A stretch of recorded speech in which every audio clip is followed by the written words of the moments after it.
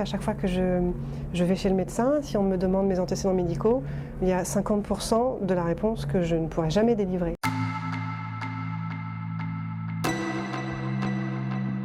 J'ai appris que je n'étais pas la fille biologique de mon père élevant, dont je porte toujours le nom. 1 an après la naissance de ma fille, donc j'étais un peu perdue et un psychothérapeute spécialisé en psychogénéalogie m'a conseillé de peut-être creuser la piste d'un éventuel secret sans savoir ce que ça pouvait concerner et si moi j'étais concernée directement. Mais disons qu'il y avait tous les symptômes du secret familial et donc j'ai interrogé ma mère sans savoir quelles questions j'allais lui poser. Mais je l'ai sollicité pour essayer de comprendre ce qui pouvait expliquer mon malaise et mon mal-être. La première chose que je me suis dite, c'est je suis pas folle.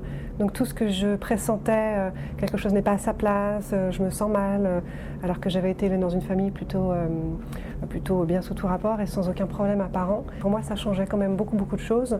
Et à commencer par mon sentiment d'appartenance à une lignée biologique et je n'ai plus du tout su qui j'étais. J'ai développé donc des troubles de vérification. Donc je vérifiais tous les soirs que le robinet du gaz était bien fermé dans l'évier de la cuisine. Je dormais au premier étage et la cuisine était au rez-de-chaussée, donc je descendais à pas de loup. Mais une fois que j'étais remontée, je me demandais si je l'avais bien refermé. J'alignais mes peluches dans un ordre très précis. Et puis après les tocs qui ont duré quelques années, j'ai eu des épisodes de spasmophilie, d'agoraphobie, jusqu'à devenir anorexique à l'âge de 19 ans, où je pense que j'exprimais un malaise tellement puissant sans pouvoir mettre les mots dessus que c'était le seul moyen pour moi de montrer que j'étais mal.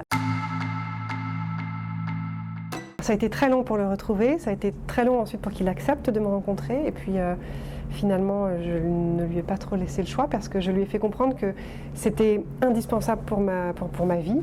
Et on s'est vu, à l'époque il vivait à New York, donc on s'est vu, je pensais prendre un café avec lui, puis en fait on s'est vu sur plusieurs après-midi d'affilée.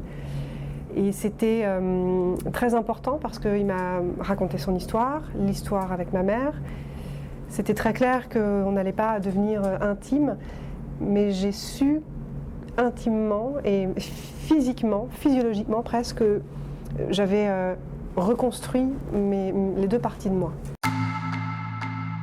Si vous êtes né enfant illégitime, c'est qu'on a voulu cacher votre conception, et si on a voulu la cacher, c'est qu'il y a quelque chose de la culpabilité qui s'y rattache, de la honte éventuellement. Et ça, en fait, ce sont des sentiments qui se transmettent, en ce qui me concerne, de ma mère envers moi. Cette culpabilité, je la porte encore. Ce sentiment de honte, c'est un mot que ma mère a prononcé qui est très fort, c'est un sentiment dont vous ne vous débarrassez pas si facilement. Vous grandissez en vous disant peut-être qu'il y a une bonne raison et la meilleure raison c'est que j'aurais peut-être pas dû être là. Et donc vous vous ancrez sur cette conviction, vous passez votre temps à vous excuser, vous avez un syndrome de l'imposteur assez développé généralement, vous avez toujours peur de prendre une place qui n'est pas la vôtre. On ne parle plus d'enfant bâtard, on en parlait avant, on n'en parle plus, c'est plus du tout un statut. Malgré tout, et c'est pour ça que le titre, on voulait qu'il y ait bâtard dedans, parce que c'est vraiment ça, et c'est pas une identité, mais c'est un moyen de se reconnaître avec d'autres individus qui ont vécu la même chose.